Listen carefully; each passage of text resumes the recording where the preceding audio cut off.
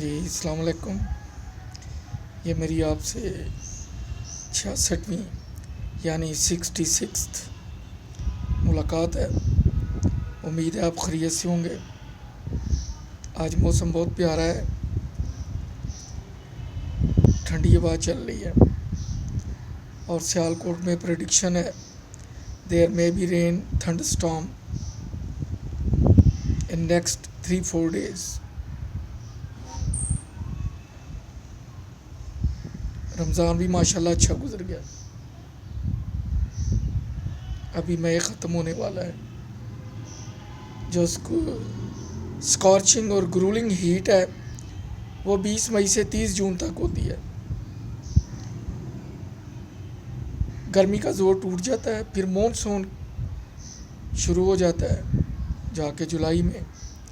اس میں گرمی تو نہیں ہوتی لیکن پسینہ, چپچپاہٹ, رطوبت ہوا میں, فضا میں وہ زیادہ تنگ کرتی ہے. یہ سوکھی گرمی ہے, یہ مزہ دیتی ہے, یہ ٹالریبل ہے.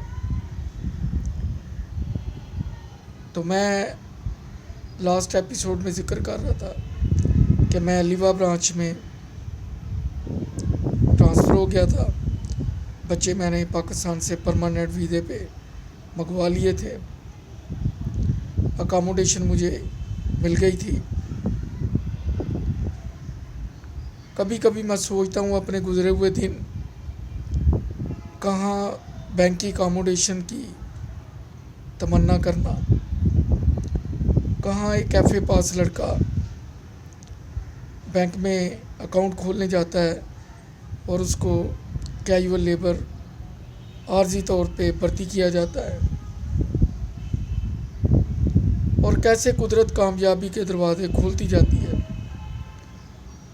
وہی مینیجر, اسسٹنٹ مینیجرز کے گھر, وہی اسٹاف میس جن تک ہماری اپروچ نہیں تھی, آج ان کی چابیاں, آج ان کی ڈسپوزل الحمدللہ میرے پاس تھی.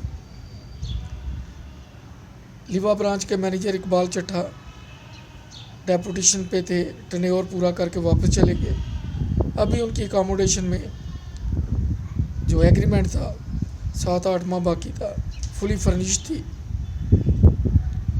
تو چابی میرے پاس تھی, گاڑی میں نے لے لی ہوئی تھی. اسی دوران میں بینک والوں نے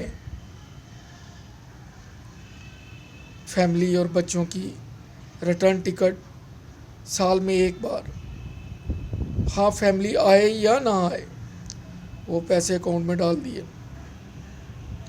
پھر جو پروموشن تھی انہوں نے کوئی پچھلے اور 1.5 سال پہلے کی. انہوں نے کہا آپ کی پروموشن اس ڈیٹ سے ڈیو تھی. مجھے یاد ہے کہ میں نے والدہ صاحبہ کو 50,000 کا ڈرافٹ بنا کے بھیجا. مجھے بڑی خوشی ہوئی, یقین مانے اتنی خوشی ہوئی جس کا میں انداز, میرے پاس الفاظ نہیں ہیں. کہاں میں کبھی سوچا ہی نہیں تھا. جب ماں باپ کی دعاؤں سے قدرت مہربان ہوتی ہے, کاش میرے والد صاحب حیات ہوتے,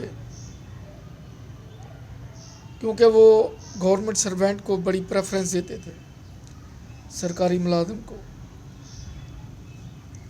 انہوں نے اپنی لائف بڑی نیٹ اینڈ کلین گزاری تھی. اور واقعی اس لائن میں جن لوگوں کے ساتھ اٹیچ رہا, ڈی سی آفس میں مسٹر ایم ایس کلیم تھے, اے جی پی آر آفس سے سپرڈنٹ تھے اکاؤنٹس کے, انہوں نے مجھے پالش کیا. وہ بولتے تھے اور میں ٹائپ رائٹر پہ ٹائپ کرتا جاتا تھا. وہاں سے مجھے کافی کانفیڈنس ملا. سوار برانچ میں جب ادھر اسلام آباد جب گیا, شارٹ ہینڈ سیکھ لی تھی. وہاں ڈپٹی سیکرٹری کے پاس بیٹھ کے ڈکٹیشن لینی. کئی دفعہ جوائنٹ سیکرٹری آفس میں ان کا پی اے چھٹی ہوتا, وہاں جا کے ڈکٹیشن لینی. جوائنٹ سیکرٹری کے بعد سیکرٹری, پھر منسٹر اور پھر پرائم منسٹر, یہ سیٹ اپ ہے وہاں پہ. تو اس سے مجھ میں کافی کانفیڈنس آ گیا.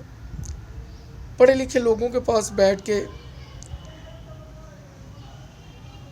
انہیں کی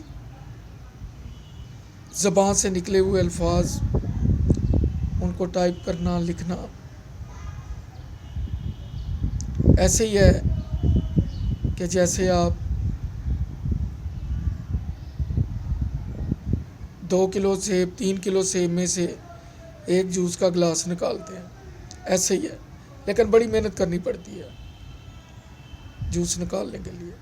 لیکن ایسے پالشڈ CSS پڑھے لکھے ایکسپیرینسڈ آفیسر کے ساتھ بیٹھ کے آپ کی mental approach, mental level, confidence, اگر آپ محنتی ہیں تو وہ بھی اسی لیول پہ چلے جاتا ہے.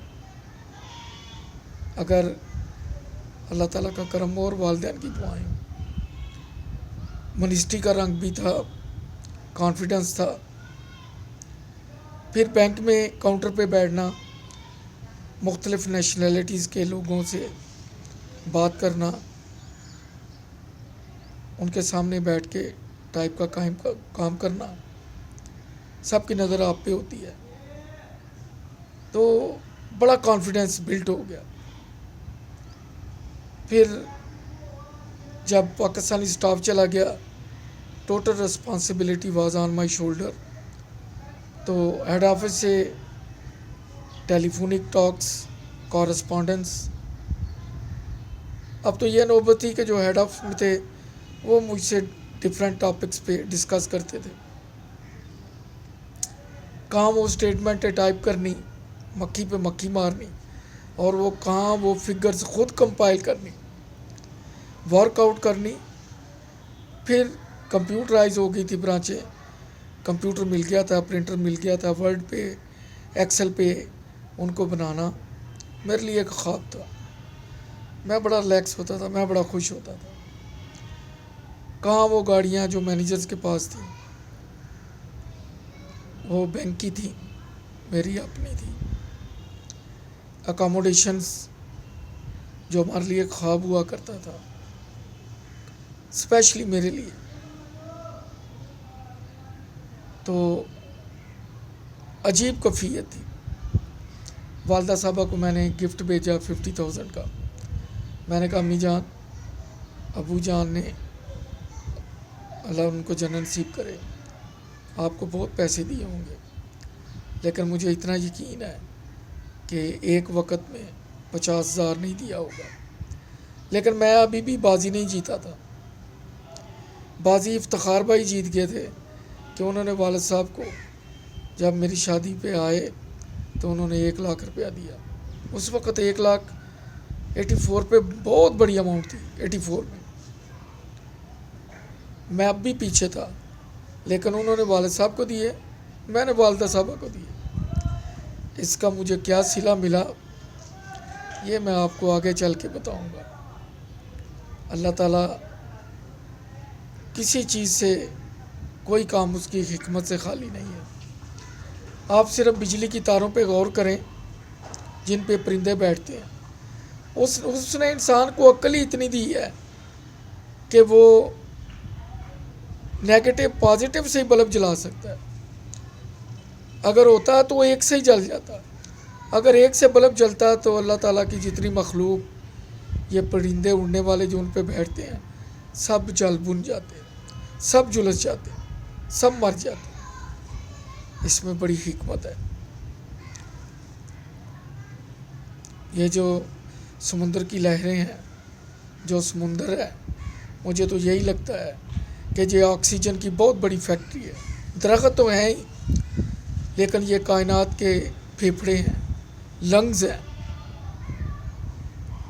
یہ آب و ہوا کو صاف کرتے ہیں، بخارات میں تبدیل کرتے ہیں، آسمان کی طرف بھیجتے ہیں. ہوائیں ان کو سرد علاقوں میں لے جاتی ہیں. پہاڑوں پہ جا کے یہ برف کے گالوں کا روپ دھارتے ہیں.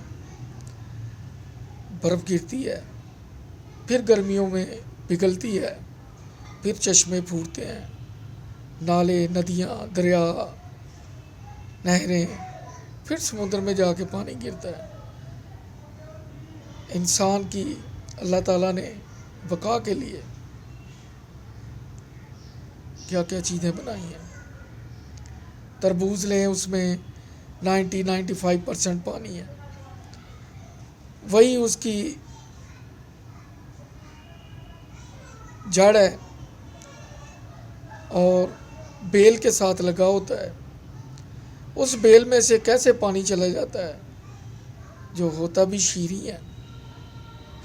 وہی لیمو ہے، اس کو بھی پانی جڑ سے زمین سے ملتا ہے، وہ ترش ہے. انار کو دیکھ لیں کیسے دانے پروئے ہوتے ہیں، پھر بیچ میں ایک جلی ہوتی ہے، مختلف پورشن ہوتے ہیں. گنے کو دیکھ لیں کیسے وہی پانی میٹھا ہو جاتا ہے. پھول کا رس مکھی چوستی ہے شہد کی، آپ پھول کھا کے دیکھیں کچھ بھی نہیں ہے، لیکن وہی جب کارخانہ قدرت میں پہنچتا ہے تو وہ شہد بن جاتا ہے. اسی طرح الفاظ ہیں، اسی طرح ہماری زندگی ہے، اسی طرح ہماری عبادت ہے. اگر ہم سچے دل سے، جیسے شہد کی مکھی پھول پہ بیٹھتی ہے، ہم بھی مصلے پہ اگر سچے دل سے سچی نیت کر کے بیٹھ جائیں تو مجھے پورا یقین ہے کہ پھر باتیں نہیں شاید ہی ہوگا. آپ پیر و مرشد دیکھ لیں، بزرگ دیکھ لیں، یہ ان کی مٹھاس کا اثر ہے کہ انڈو پاکستان میں لاکھوں ہندو، سکھ، عیسائی مسلمان ہو گئے. اس لیے کہتے ہیں ماں پر پوت پتا پر گھوڑا، بہتا نہیں پر تھوڑا تھوڑا، یعنی تاثیر کا اثر بہت ہوتا ہے. اب جو چیچا وطنی کا خربوزہ ہے کسی اور علاقے کا خربوزہ اس کا مقابلہ نہیں کر سکتا. جو نیلی بار کی سائی وال کی گائے ہے، بھینس ہے، اس کا مقابلہ کسی اور خطے کی بھینس نہیں کر سکتی. اسی طرح سائی وال کی جو گھوڑی ہے اس کا مقابلہ کسی اور علاقے کی گھوڑی نہیں کر سکتی. یہ قدرت کا نظام ہے. جو فضا مکے کی ہے، جو مدینے کی ہے، وہ دنیا میں کہیں بھی نہیں ہے. وہاں جاؤ تو سب کچھ بھول جاتا ہے، سب کچھ بھول جاتا ہے.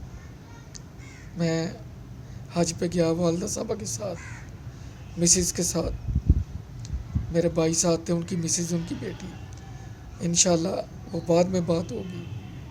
اپنا خیال رکھیے، مجھے سبسکرائب لازمی کیجیے. اگلی قسط میں، اگلی ایپیسوڈ میں پھر بات ہوگی. اللہ حافظ.